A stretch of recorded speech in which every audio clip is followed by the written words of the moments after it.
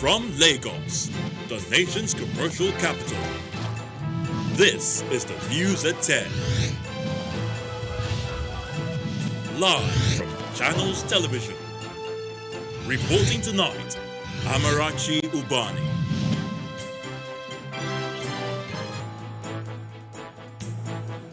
Good evening and welcome. Presidential Task Force on COVID-19 apologizes to Nigerians over violations during burial rites for the Chief of Staff to the President, Abba Kyari. Lagos State Governor Babajide Sanwo-Olu says cases of COVID-19 in the state may rise in days ahead following flag-off of community case search strategy as the state government is set to enforce the use of face masks in the state. Kaduna State Government denies reports that Governor Nasir El-Rufai is in intensive care unit. It says Governor is recuperating and has been holding meetings. And Italy records first fall in active COVID-19 cases, says Monday's figure is extremely encouraging. Plus business news from Abuja, the FCT, and later from our studios in London. On business news tonight, U.S. futures contract dropped below zero for the first time ever, showing just how much demand has crumbled because of the coronavirus pandemic. On sports news tonight, Arsenal FC first-team players and coaching staff agreed to take a 12.5% pay cut owing to the coronavirus pandemic. And from Abuja, United Nations aid agencies begin tracing of persons who had contacts with WHO official who died from the coronavirus. In Borno State, a state governor orders probe into the death.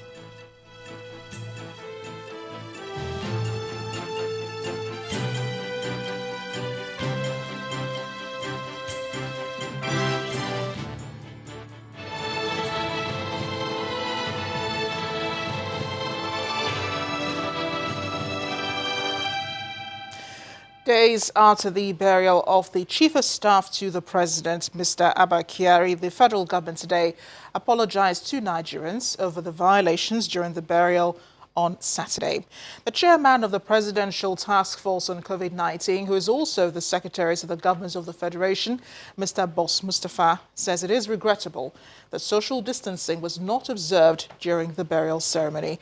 The PTF also issued a directive that anyone coming into Nigeria will now have to undergo a compulsory isolation for 14 days as a measure to reduce transmission of the COVID-19 virus into the country.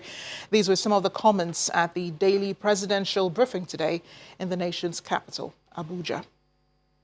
We know that you have your programming. Members of the Presidential Task Force continued their daily briefing in Abuja. Secretary to Government. The chairman of the task force begins his address with an apology over the violations recorded during the burial of the late Chief of Staff to the President, Malam Abba Kyari. The PTF recognizes regrettably the unintentional violation of the principles and protocols that form the core of our messaging to Nigerians at the funeral of the late Chief of Staff. These principles, for emphasis, include the guidance provided on mass gatherings, social distancing, personal hygiene, and restriction of movements. Lessons have been learned and appropriate measures have been taken to close all gaps. We would like to acknowledge and apologize for the mistakes that were made regarding the burial of the late Chief of Staff. We realize that crowd control failed. We have learned from this and will ensure future events are adequately regulated and follow the task force protocols. The Gudu cemetery has since been decontaminated. The personal protective equipment discarded at the site has been decontaminated, burned, and discarded according to NCDC guidelines. The Minister of Health attributes the recent increase in the number of cases to the increased testing capacity of the NCDC. He also announces steps taken to prevent further importation of the virus. Our strategy, now focusing on the community, has kicked off the increased community testing and social mobilization at the grassroots level. The worrying increase in the frequency and numbers of new persons with COVID-19 being recorded daily is attributable to this new strategy in combination with higher community transmission. With regard to imported cases, everyone entering Nigeria from outside the country will be required to enter a mandatory supervised 14-day quarantine in a designated facility. Nigeria recorded over 80 new cases of COVID-19 during the weekend. It is the largest record of the virus since the index case was reported in February this year. The Presidential Task Force on COVID-19 also revealed that the federal government is making efforts to evacuate Nigerians abroad. The Minister of Foreign Affairs, Mr. Jeffrey Onyema, explains that arrangements have been made with 2 airlines to bring back those willing to return home. We've just signed and agreed with 2 airlines. We negotiated what we feel is a very good rate, because obviously since the evacuees will be expected to pay, we wanted to get as good a deal as possible. So that's done. The next challenge really is accommodation for everything to be absolutely ready. We're absolutely determined that when we start, that everything should go very smoothly, and so we really want to, take all the necessary steps to ensure that that will be the case. So we, want to make sure that we have enough accommodation for them. At the moment, there are more people who want to come back home than we have isolation centers and beds for them. So we want to make sure that all the facilities and all the resources are available to cater for them when they come in here. And also when at the departure point, we also want to make sure that everything is taken care of. People are justifiably concerned about the possibility of bringing home people that might be positive, and also just the risk of infections even on the flight coming here. So we have to take all the precautions we can to minimize that kind of risk. So at the airport, having mechanisms to see whether there are symptoms that are displayed by the. Meanwhile, airports in Nigeria will remain shut for 2 more weeks as the federal government says it is no longer possible to open the country's airspace and airports for normal operations. The Minister of Aviation, Mr. Hadi Sirika, said in a statement that the international airports will remain shut as part of measures to prevent the spread of COVID-19 in the country. He appealed to air travelers and all stakeholders in the aviation industry to see the current situation as sacrifices necessary to safeguard the health and well-being of the people, with the hope that the pandemic will be short-lived. Since Nigeria recorded its first COVID-19 case in February, infections in the country have risen above 600. Here in Lagos, the state government says it expects the number of COVID-19 cases in the state to increase in the days ahead following the introduction of the community case search strategy by the state government. The state governor says it is improving the capacity for testing and treatment of COVID-19 cases by setting up new isolation centers in Etiosa and Gbagada areas of the state. Governor Babajide Sanwo-Olu made the comment at a media briefing in Lagos today. Let me assure you that there is no need to panic. The increase in numbers we're seeing is evidence of the success of our evolving strategy of wrapping up testing by going into our local communities. You may also heard that we have recently set up sample collection centers across the 20 local government area out of our 57 local government and LCDA. The goal of this is to have an expanded testing, to to take our testing closer to the people by making it easier for them who fall into our case definition to have the sample collected as soon as possible. As we implement this strategy and take testing deeper into our neighborhood and communities, we will expect that we will see more positive cases, and I must use this opportunity to also commend all the teams who are carrying out this active community case search. The governor is also concerned about the rate at which some residents of the state deliberately alter their travel history and secretly subject themselves and others to a higher risk of infection. He encourages anyone with symptoms to feel free to go for testing, while the state government is also planning to enforce the use of face masks in public places. The isolation centers, which will continue to say they are not death centers. We have had many positive and uplifting stories from those who have been discharged from these facilities. They are being treated and discharged. In fact, the earlier a diagnosis, the greater the chances of making a full recovery. We have taken a decision coming out of even this meeting that we're actually going to be prosecuting people.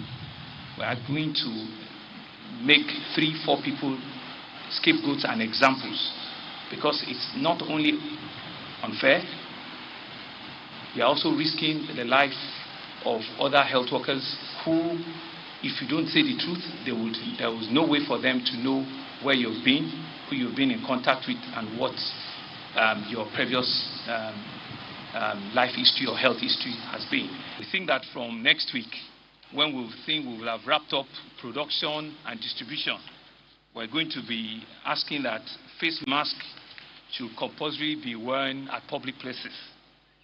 This is part of the deliberations that we have had to go through extensively today.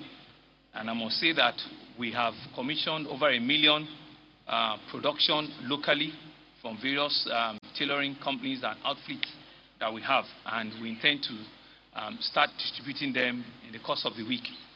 But we also must mention that people must not rush to now go and be buying the medical grade mask.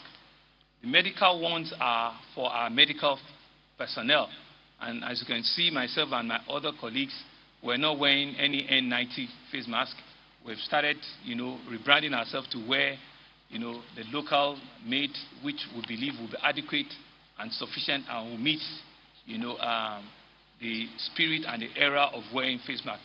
The N19 and all of the medical medical masks are for medical personnel, and it is really to protect them whilst they are doing the very difficult job we've asked them to do for us.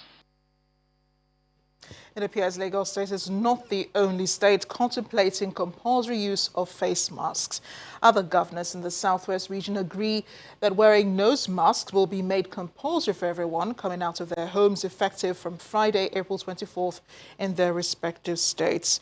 As for those involved in essential services or dealing in medicine, water and consumable items, in particular traders and market men and women, they should endeavor to wear nose masks while outside plying their trade to minimize the spread of the deadly virus.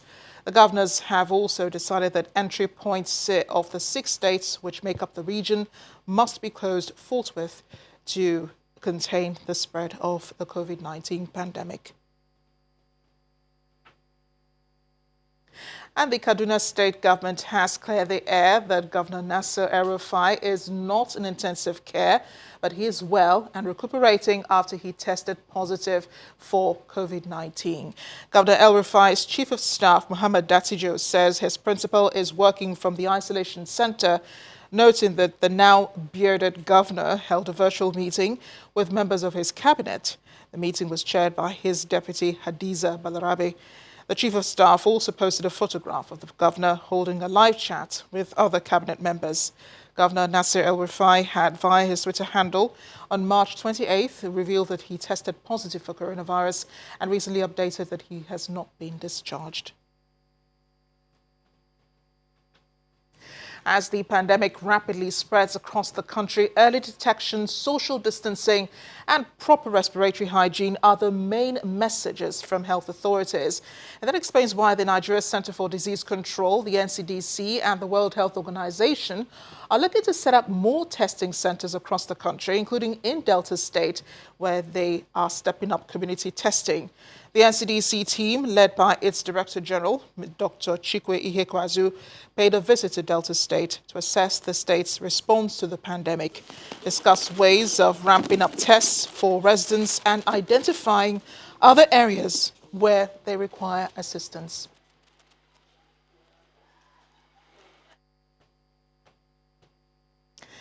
In part two, after the break, we'll continue with our special focus on the effect of COVID-19 in Nigeria. Today, we're looking at its impact on infrastructure development.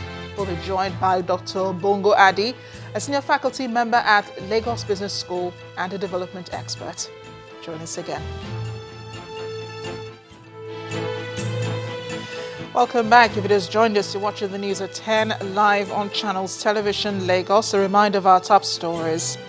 Presidential Task Force on COVID-19 apologizes to Nigerians over violations during burial rites for the Chief of Staff to the President, Abba Kyari.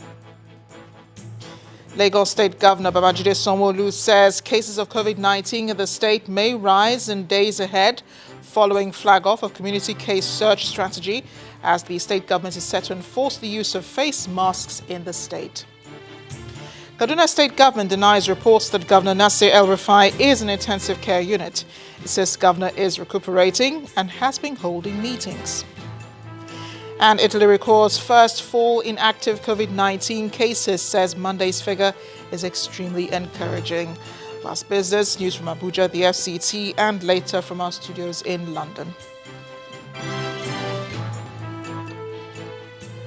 Our website, channelstv.com, has more information on our top stories and others. Subscribe and watch Channels Television's live stream on YouTube and other social media platforms using your mobile device browser, or download the Channels TV app for Android and iOS devices from their respective stores.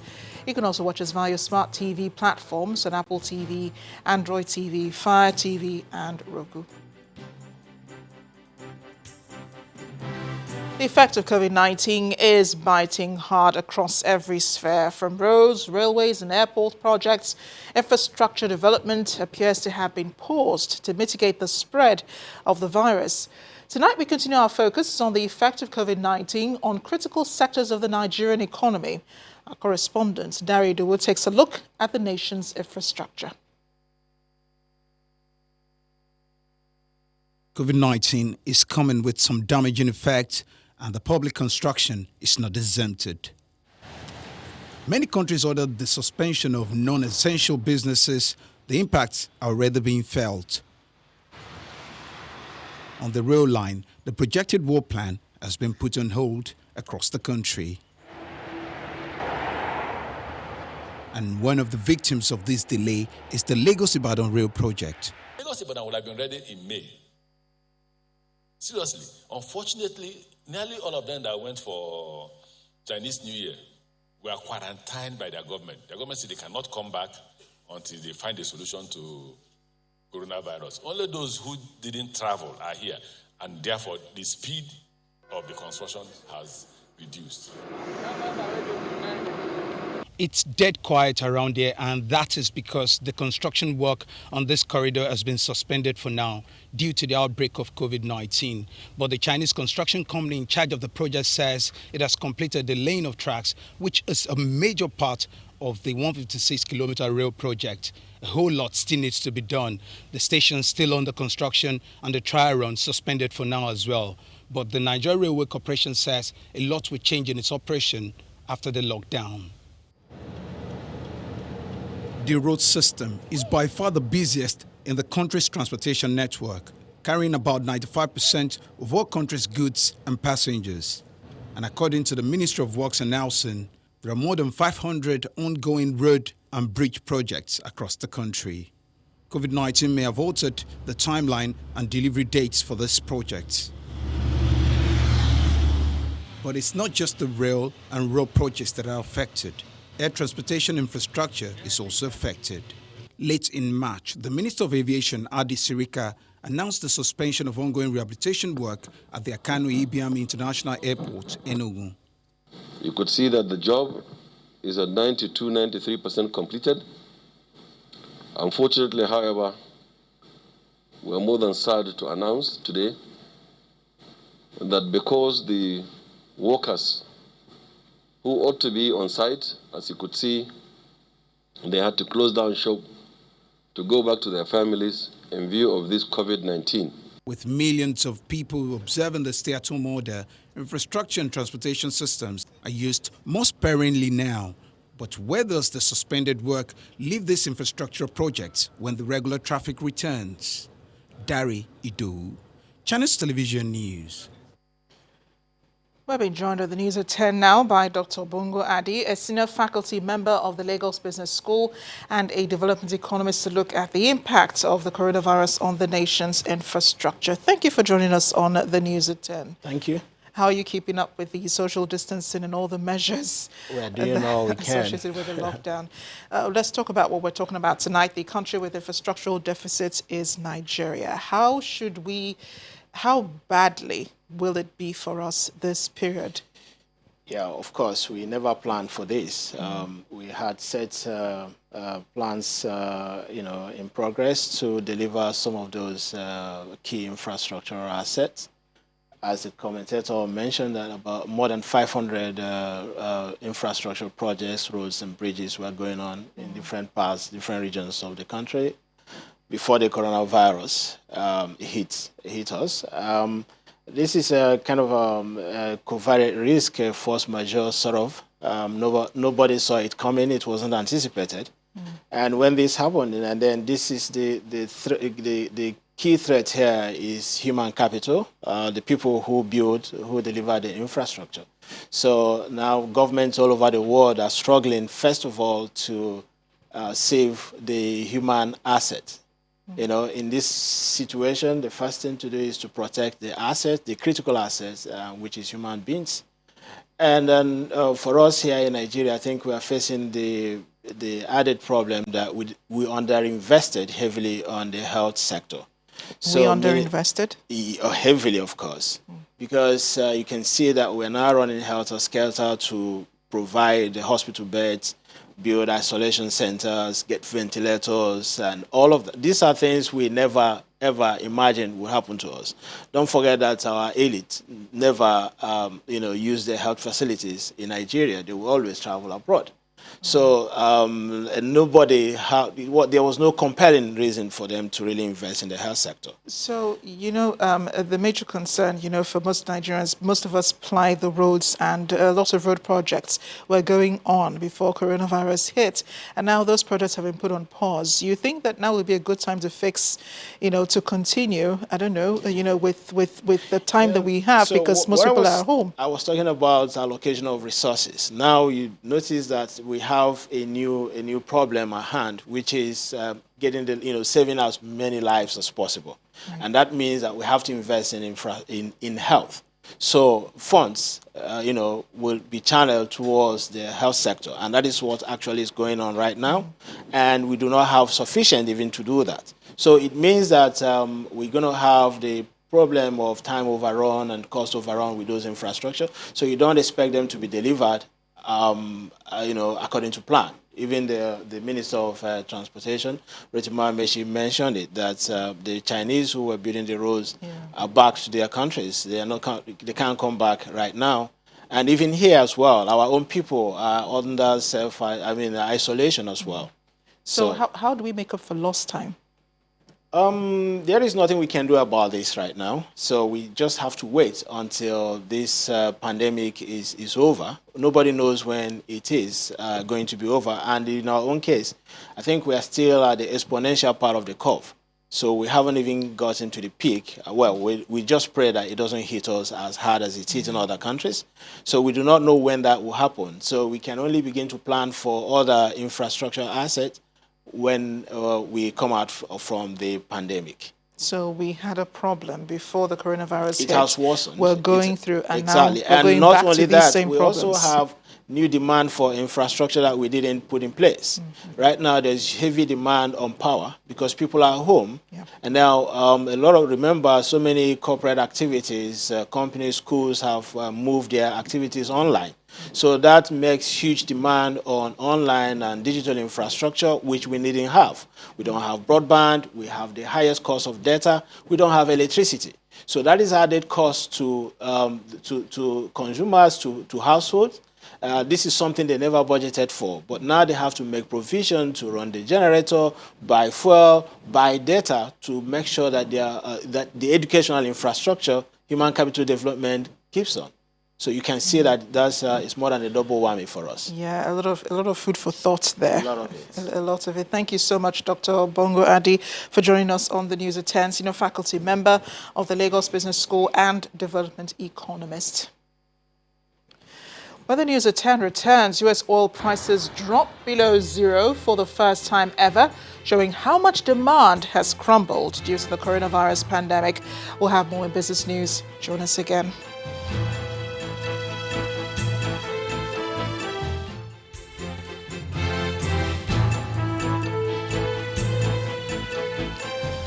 Welcome back to the News at 10. I'm going to toss it over now to Linda Akigbe in Abuja for more on the News at 10. Hi, Linda. Great to see you. Hello, Amarachi. Welcome to Abuja. Aid organizations under the World Health Organization, WHO, are working closely with the National Center for Disease Control to trace any contacts with the health worker who died of COVID-19 in Borno State. The state government and relevant federal government ministries are also involved in the quest to prevent the spread of the virus and protect internally displaced persons and communities in Borno State. This was confirmed in a statement from the UN Humanitarian Coordinator in Nigeria, Mr. Edward Cullen, who acknowledges that aid workers are setting up quarantine facilities across the state, particularly at all points of entry from neighboring countries. Mr. Cullen, who expressed sadness at the health worker's death on April the 18th, noted that despite the risk, the nurse made the ultimate sacrifice while treating vulnerable persons who lost everything during the conflict raging in the northeast. He adds that aid workers are following NCDC guidance, and all staff that arrived from abroad before the airport shut down have gone into self-isolation. Meanwhile, the Borno State governor has also ordered an investigation into the circumstances surrounding the death of the aid worker who was the first COVID-19 casualty. Governor Babagan Zulum says he's worried about the manner in which the index case in the state was handled. He says the state is not only confronted with losing a healthcare service provider, but also exposing at least 100 persons to risk of infection. He notes that the panel will investigate the circumstances surrounding the outbreak and handling of the index case in Borno State. The Armed Forces of Nigeria has unveiled a digital mechanical ventilator known as Deconvent, produced by the Defense Industries Corporation of Nigeria. The coordinator of the Directorate of Defense Media Operations, Major General John Inenche, explains that as more progress is made in the fight against COVID-19, the High Command of the Armed Forces remains committed to supporting the strategic intervention of the federal government aimed at cushioning the effects of the pandemic in Nigeria. General Inenche advocates the need for members of the public to practice the rules of social distancing and personal hygiene in line with the advice of the Presidential Task Force on COVID-19, Federal Ministry of Health, and other health professionals. The Bayelsa State government has flagged off the second phase of the distribution of palliatives to the less privileged in 8 local government areas of the state. The state governor, Doye Diri, says it has become necessary to give palliatives at this crucial period of the pandemic, as it was not enough reason to make the residents stay at home without any option of how to feed. He also called on all coordinators to ensure that the food items get to the less privileged. He was speaking at a joint meeting with some members of the House of Representatives, State House of Assembly, and local government chairman Iyenogwa. In order to tackle the second phase of COVID-19, we have asked our people to stay back at home. And staying back at home means that a lot of those who feed from hand to mouth, a lot of those who go out daily there to make a living, to eke out a living, have been stopped from making a living. And it is only reasonable and wise that as a government we should also do something to ensure that our brothers and sisters out there are not just asked to stay at home, but we must also feel what they feel.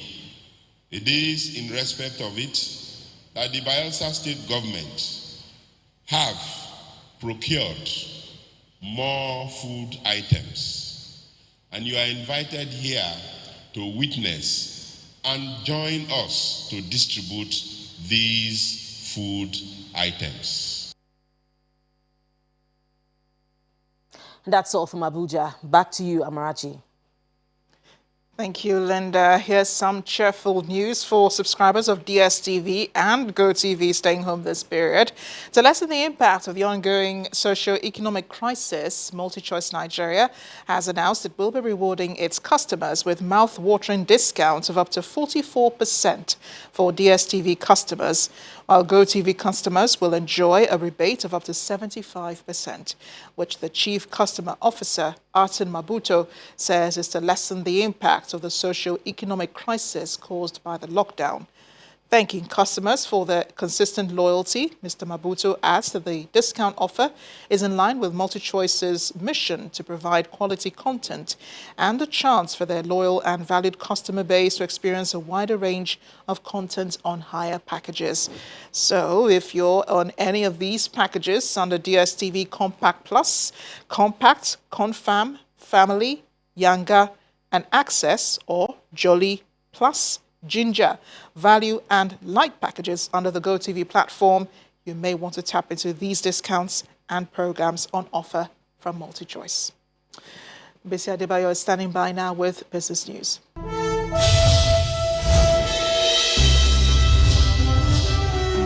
Hello and welcome to Business News. The futures contract for U.S. crude prices collapsed to below zero for the first time ever, showing just how much demand has crumbled because of the coronavirus pandemic.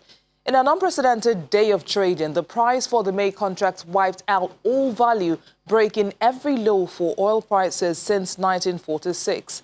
WTI crude for May delivery settled at a negative $37.63 per barrel, meaning producers would pay traders to take the oil off their hands. This negative price has never happened before for an oil futures contract. The international benchmark Brent crude, which has already rolled to the June contract, traded 8.9% lower at $25.58 per barrel.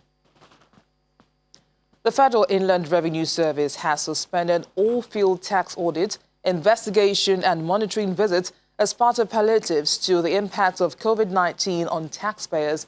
The Revenue Agency, in a statement, has also issued a waiver of late returns penalty for taxpayers who pay their tax liabilities early but submit their returns late. Taxpayers who face challenges in sourcing for foreign exchange have also been permitted by the FIRS to pay the Naira value based on the I&E window rate on the day of payment. Deadline for returns filing of personal income for foreign affairs, military and non-resident persons tax has been extended by 3 months from March the 31st to June the 30th, 2020. Meantime, the Association of Bureau de Change Operators of Nigeria is asking the Central Bank of Nigeria to establish a voluntary offshore asset repatriation window to allow more foreign capital inflows into the economy due to the impact of COVID-19 pandemic on the country's foreign exchange earnings. African President Aminu Gwadabe, in a statement today, explains the proposed policy plan will be backed by an act of the National Assembly for non-disclosure of the sources or basis of proceeds of the funds to be repatriated. Gwadabe also sees the need for tougher measures to keep the forex market and economy going by fiscal and monetary policy makers during and after the COVID-19 pandemic. And the IMF's projection of Nigeria's economy to contract by 3.4% this year is seen as optimistic rather than realistic. But that's the opinion of the chief consultant at B. Adedikwe Associates, Mr. Biodun Adedikwe, who says the economy sees a huge dampening unless the government puts necessary policies in place to check the risk.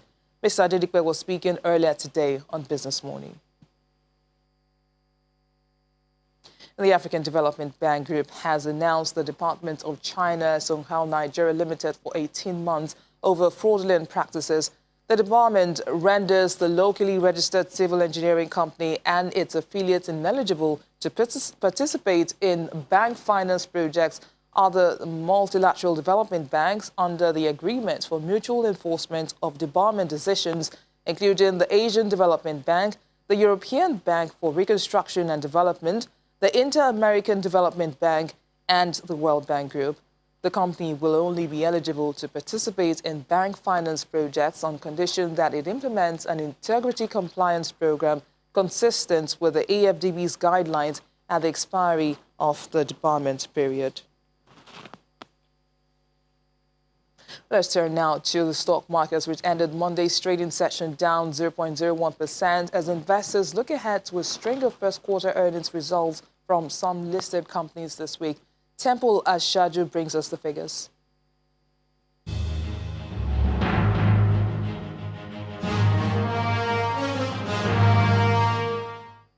Thank you for joining us on the Stock Market Report. But it was a slow start to the week at the equity markets as the key benchmark indices closed flat due to last-minute profits taken on top-tier banks and a few other medium-cap stocks.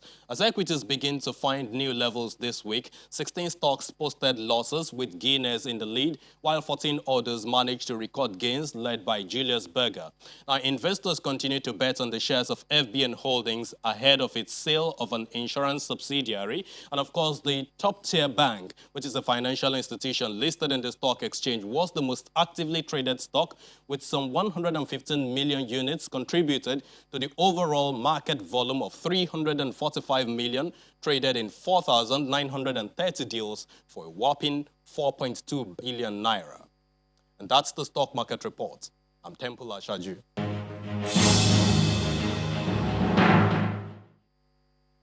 Rivers State Governor Nyesom Wike has reversed the eviction of Caverton helicopters and its operations from Rivers State. This follows a mutual resolution of the crisis generated by arrest of 2 pilots and 10 passengers for allegedly violating the state's COVID-19 restriction orders. The local government chairman of Obiakpo local government area of the state had personally supervised the eviction order by the governor by sealing the company premises and declaring the air travel agency persona non grata. The state's Attorney General and Commissioner for Justice, Professor Zaccheaus Adango, says Governor Wike approved the reopening of the company after receiving apology from them. Still ahead on the news at 10, Italy records first fall in active COVID-19 cases, says today's figure is extremely encouraging. That and more from our London studios and around the world in 5. Stay with us.